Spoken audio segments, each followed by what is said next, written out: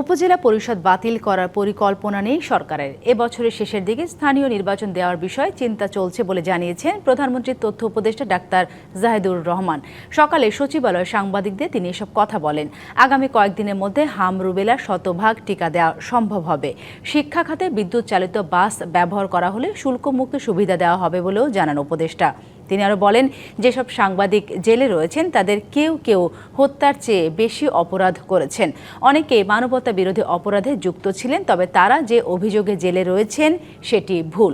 এই সরকারের সময় কেউ অন্যায়ভাবে যাতে কারাগারে না থাকে সেটি সরকার দেখবে বলেও জানান ডাক্তার জাহেদ।